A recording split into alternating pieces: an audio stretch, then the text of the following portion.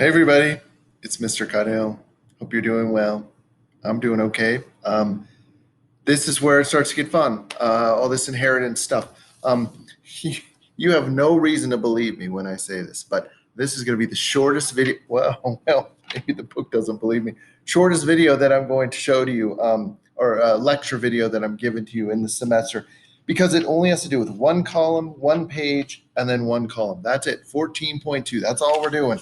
I've set up here to bring your textbook to class because there's just a lot of questions in the book. Of course, you can take a picture of these pages where the concept check questions and then the questions in the back are in the textbook, so you don't need to bring it.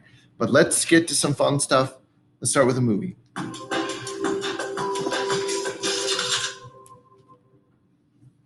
In 1976, biologist Richard Dawkins published the book The Selfish Gene. In it, he explores the role that genes play in evolution. Since then, it sold over 1 million copies, but unfortunately has been used to justify some selfish behavior. But are genes really selfish? Yes and no.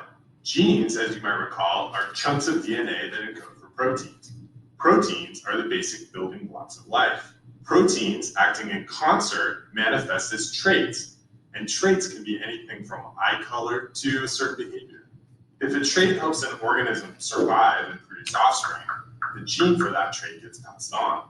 If it doesn't, the trait and its corresponding genes fall by the evolutionary wayside. So in the everyday sense of the term, genes aren't selfish. They're just molecules of DNA. They have no agenda of their own. Still, armed with this knowledge, you might conclude that genes making an organism more greedy and aggressive would have an advantage. And to some degree, that's correct. But it's also overly simplistic. We know that humans and animals do nice things for each other, even when it appears to hurt their own success. There are at least two compelling explanations for why these acts of altruism survive. Sometimes behaviors seem altruistic, but they're actually short-term loans. For example, the vampire bat will die if it doesn't eat blood for more than 2 days.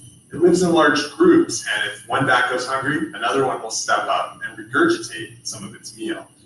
Kind of gross. But data shows that vampire bats keep score, and anybody not returning favors is eventually cut off.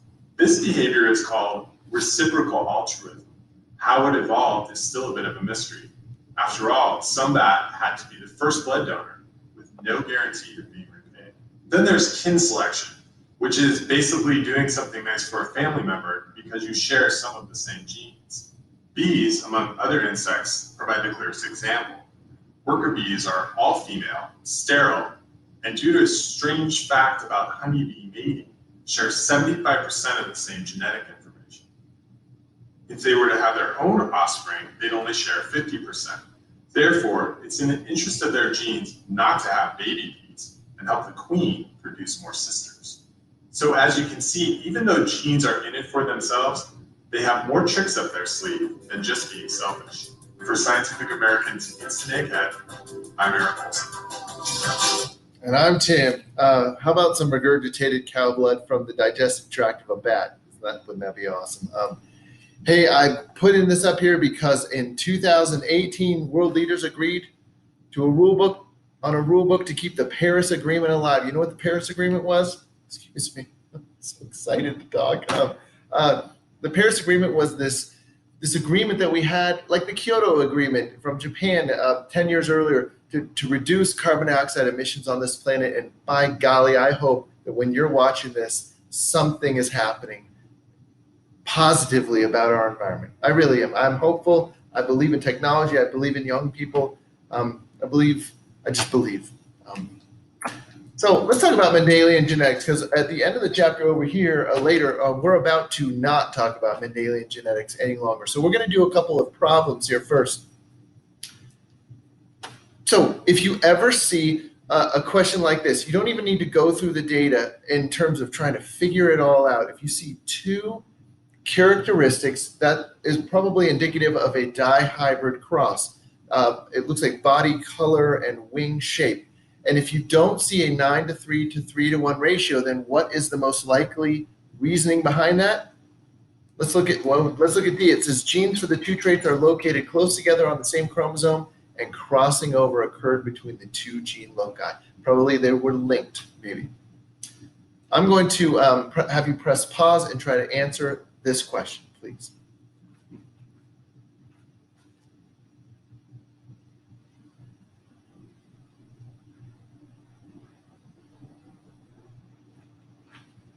Well, both of these questions that I have for you here are from the College Board, the people that write the AP exam. And so I think that they're legit to look at. The way I would do something like this is you have to understand you only have 45 seconds per question. And so you don't have enough time to draw a bunch of Punnett squares. And so what they're testing is, in a timed environment, how quickly can you recall the theories of Mendelian genetics and then apply what you know to what you see here. So what I would do is I would cherry pick. I would say, okay, what's the easiest? Maybe number 56 might be the easiest here. This cross is an example of a dihybrid cross in which both parents are heterozygous. Which one would that be? That would be B, right? And what would be the next easiest? I think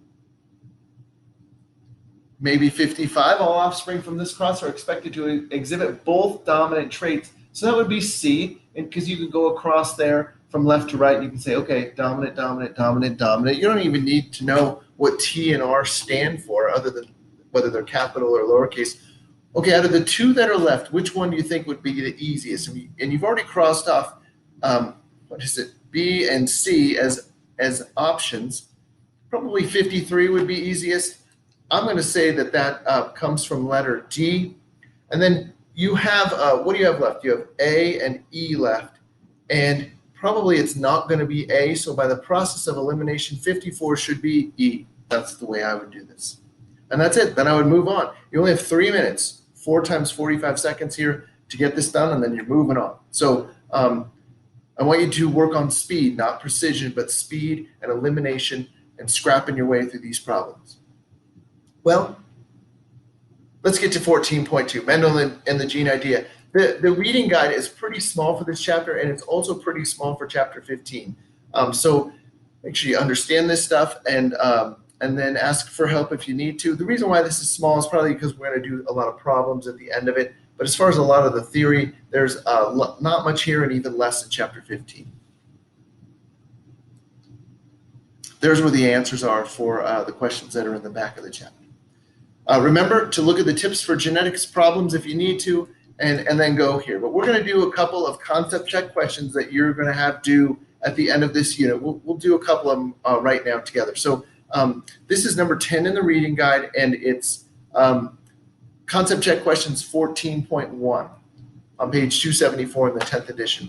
Pea plants heterozygous for flower position and stem length, I guess that would be A and T, are allowed to self-pollinate. So that looks like to me like a dihybrid cross or an F1 generation where there's a dihybrid situation there, and they're going to self-pollinate. So basically, they're going to be hermaphroditic and have sex with themselves, and the point is they're going to get some offspring here. You probably are thinking this might look like a 9 to 3 to 3 to 1.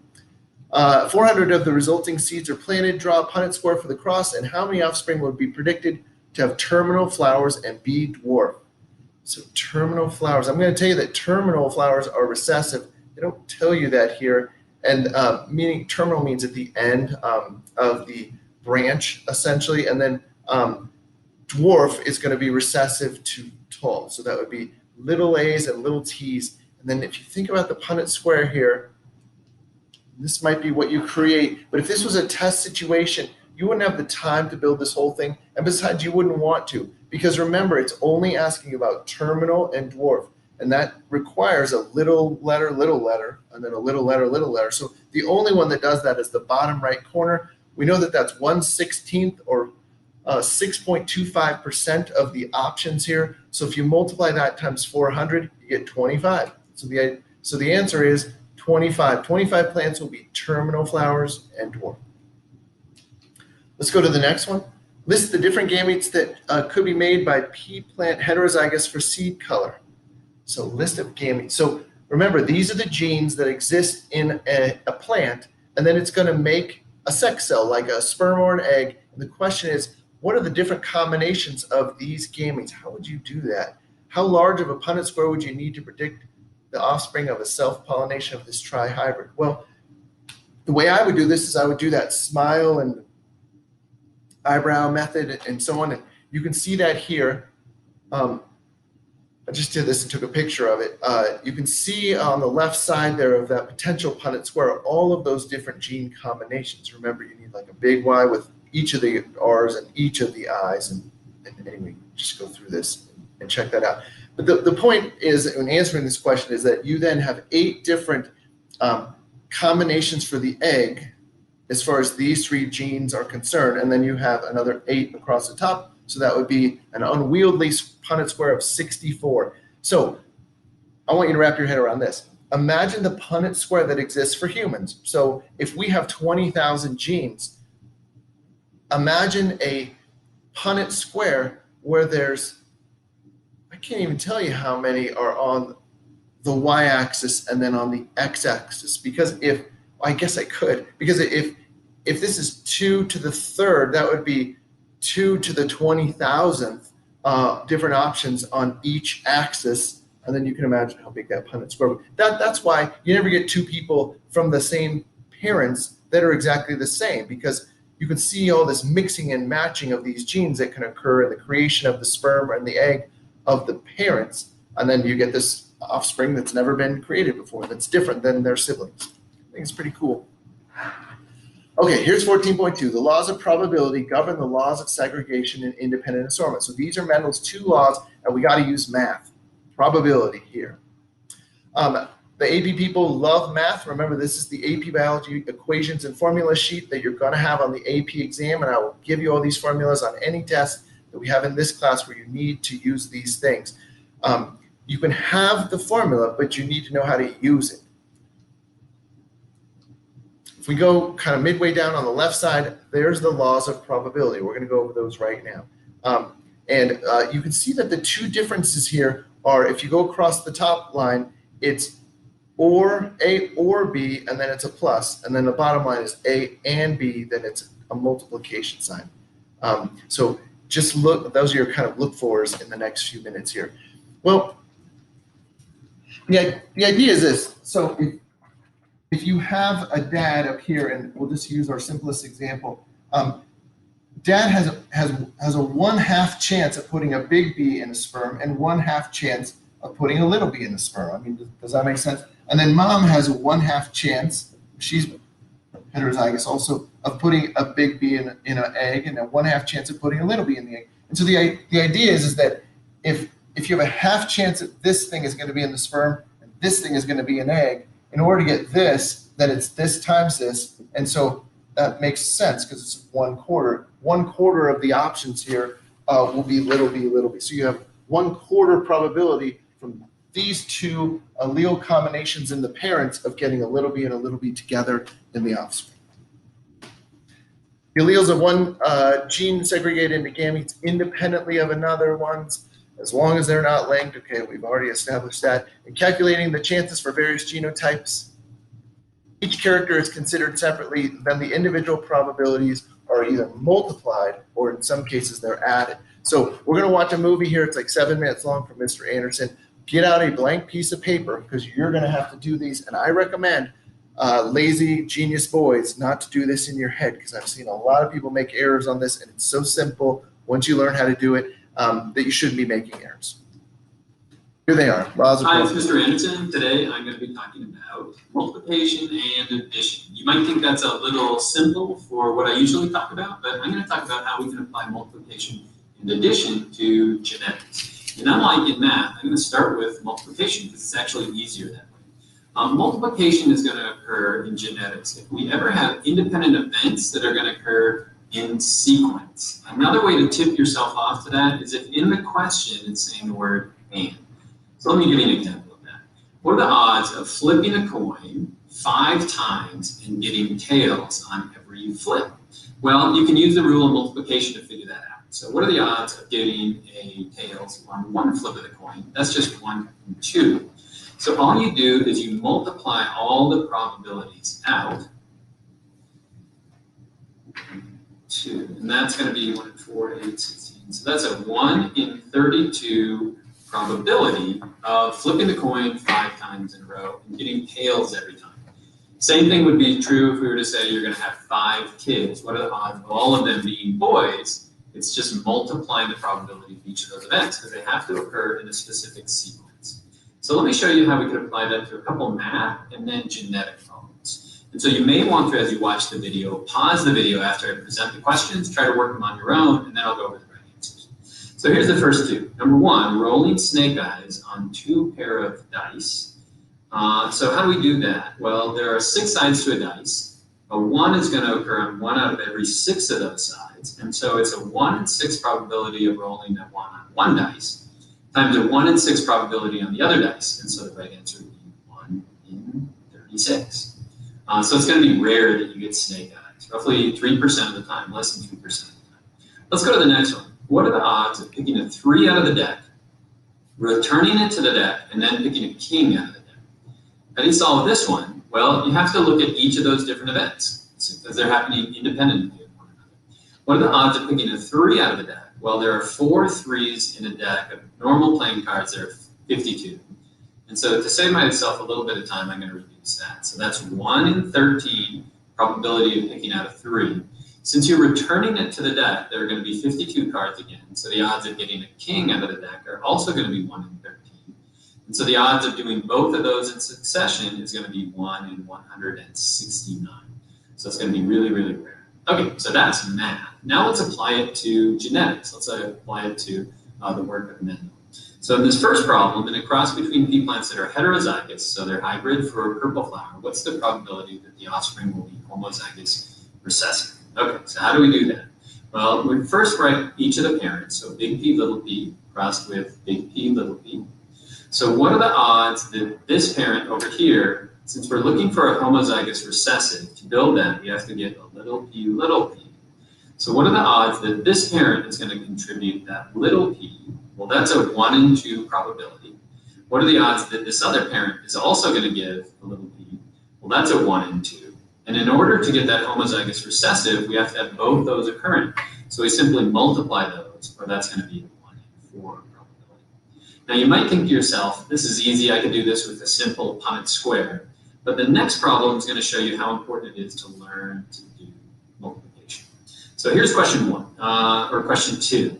In a cross between this parent and that parent, what is the probability that the offspring will be this?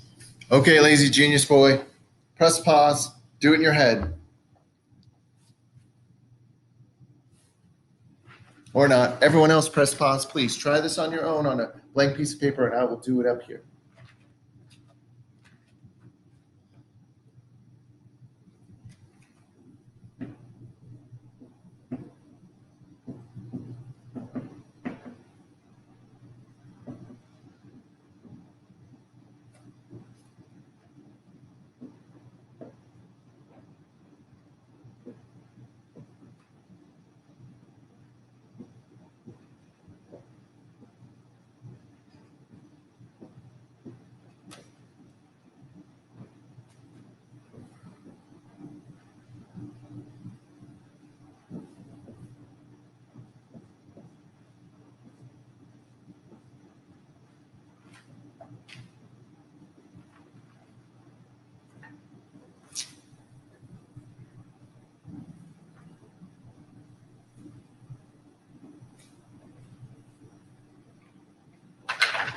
Okay, this is the way that you want to do these. You want to look at the different alleles independently of one another, meaning the different alleles for the same gene. So look at the A's independently of the B's independently of the C's. And so then what I did was I did my crosses, and I see how often does the heterozygous occur in the A's or the B's or the C's. And so this would be half of the time, half the time, half the time. So half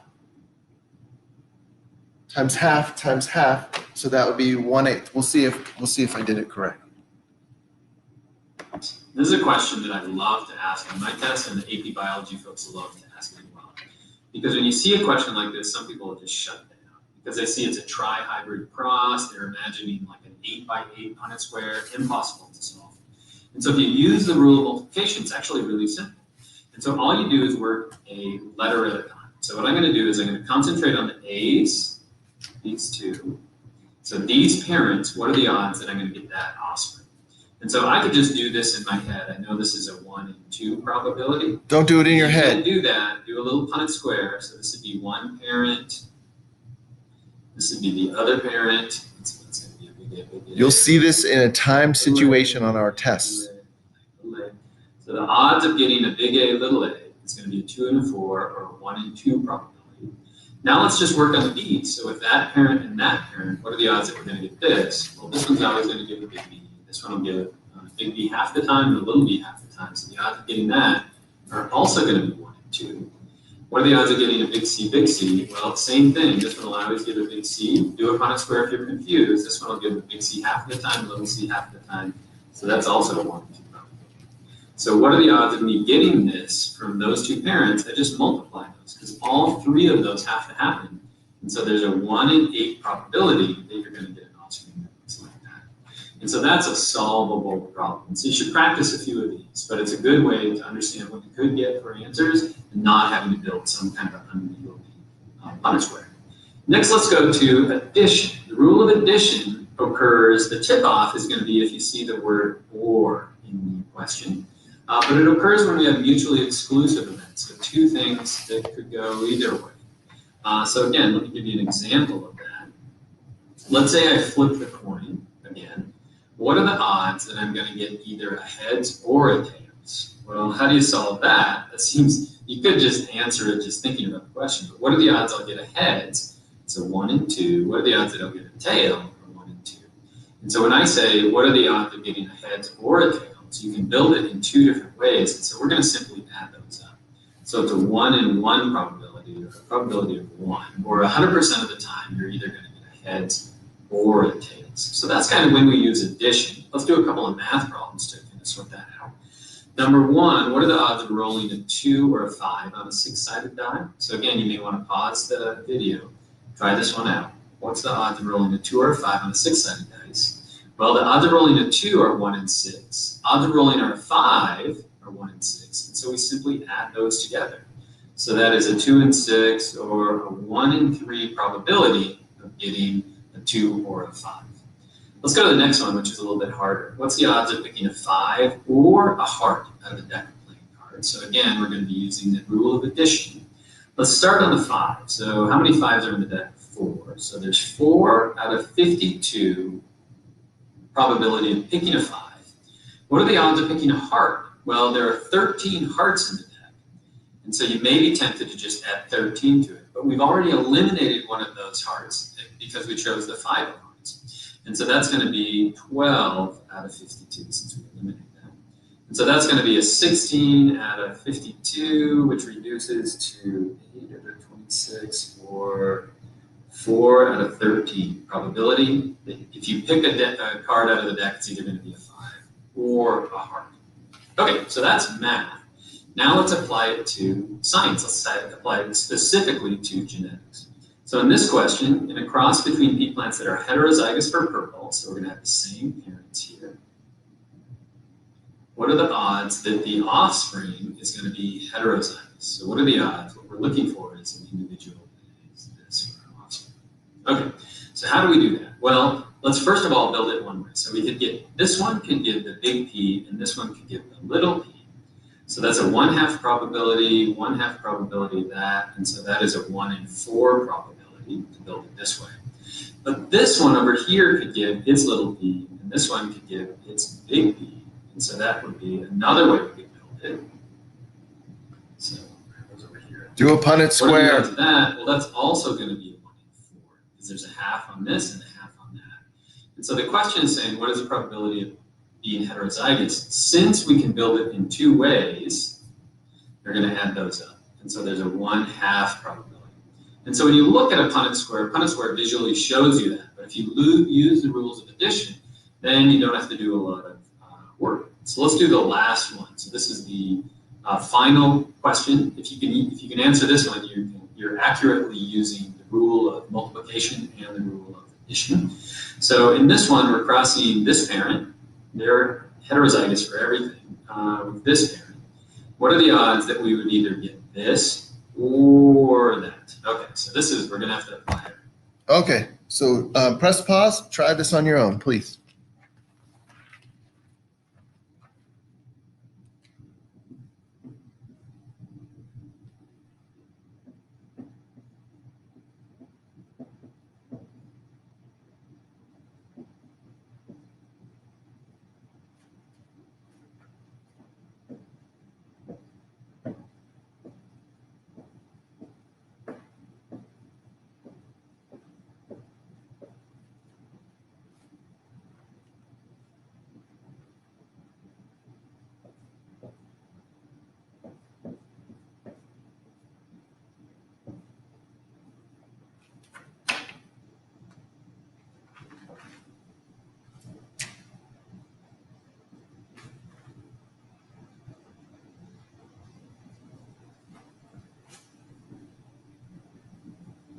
So for the first offspring, I see that there's a 1/4 probability of getting a big A, half getting big B, little b, and a half for big C, little c. So I'm gonna multiply these together.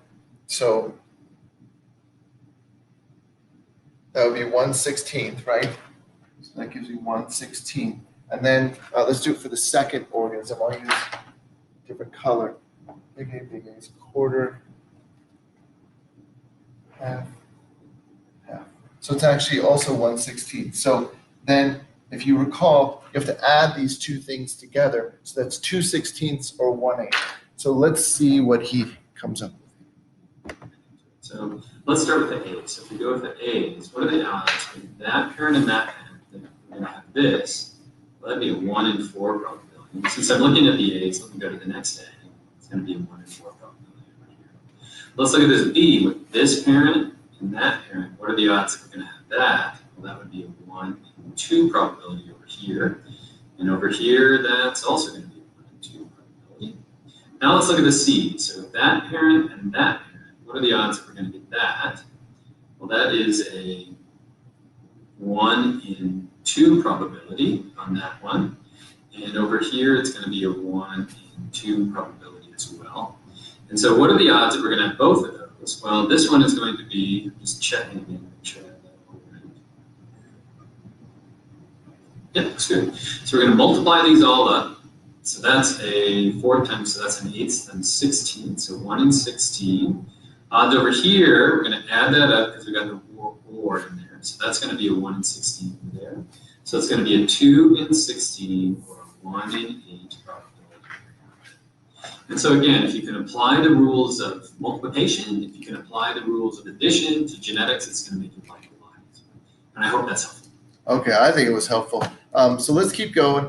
Actually, let's stop. So I ordinarily we would stop the period here as far as more information so that people can process. So we're done with this video. Thanks. Good luck. Keep grinding away on these problems.